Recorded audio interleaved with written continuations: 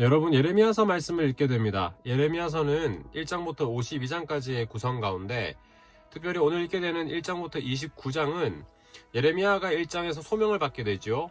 파괴하고 또 다시 심고 부서뜨리고 일으키시는 하나님의 그 계획 속에 예레미야가 부름을 받는데, BC 722년 북이스라엘이 아수르의 멸망을 당하고 BC 586년 남유다가 바벨론에게 멸망당하게 되는 그 과정 속에서 예레미야는 하나님께서 이제는 새롭게 만들기 위하여 모든 것들을 새롭게 하시기 위하여 무너뜨리고 건설하시는 과정들을 함께 겪으면서 이스라엘 백성들이 하나님께 돌아오기를 선포하지만 듣지 않고, 하나님께 이 모든 심판을 하지 마시라고 아뢰지만 하나님도 듣지 않으시는 중간에 끼어있는 슬픔의 연자, 눈물의 연자의 모습을 보여주고 있습니다.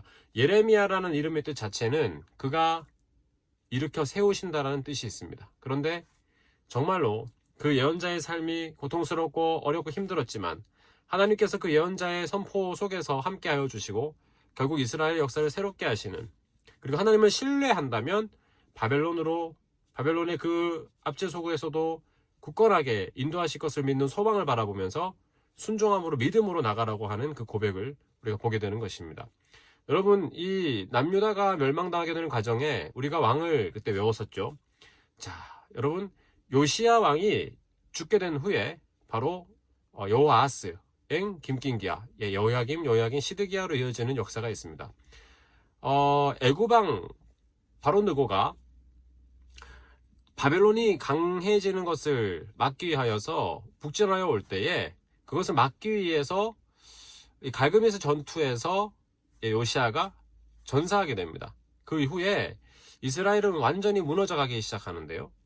바벨론이 점점 강해지면서 3차례에 걸쳐서 바벨론 포로로 왕들과 그리고 그 아래에 있는 모든 백성들을 끌고 가게 되죠. 그래서 1차, 2차, 3차에 걸쳐서 이스라엘의 포로로 잡아가는 그런 역사가 이어지게 됩니다. 그 상황들 속에서 예레미야는 하나님께 울부짖고 기도하게 되죠. 여러분, 코로나19의 상황이 우리에게 슬픔이요, 눈물이요, 또 파괴의 경험을 하는 시간으로 보여지지만 하나님은 이 속에서 새로운 일들을 이루어 가시고 새로운 건설을 해가신다는 것을 우리가 바라보게 됩니다. 믿음은 어떤 상황에서도, 때로는 눈물 흘려야 되는 어두운 상황 속에서도 하나님께서 신실하게 우리를 붙잡고 계신다는 것을 믿는 것을 말합니다.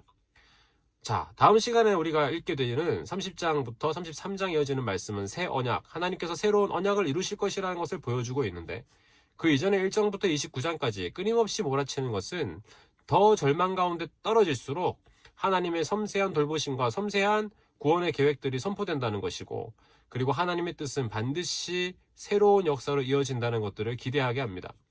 예레미야서를 읽어가면 우리는 큰 좌절과 낙심 속에서도, 때로는 이해할 수 없는 고통 속에서도 오히려 하나님은 신실하시고 우리는 부족하고 죄악 가운데 있음에도 불구하고 우리를 통해 일하시는 하나님을 기대하는 것을 발견할 수가 있습니다. 예레미야는 그렇습니다. 예, 내가 믿습니다 라는 신앙의 고백을 요청하는 말씀입니다.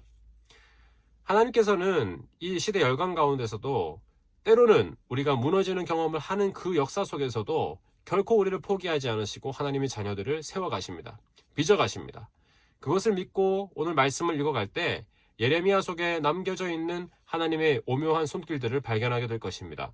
특별히 예레미야는 상징적인 행동들을 보여줍니다. 그 상징적인 행동들을 통하여 하나님이 드러나시고 하나님이 나타나시도록 이끌어가는 그런 과정들을 보여주고 있습니다. 예, 내가 믿습니다.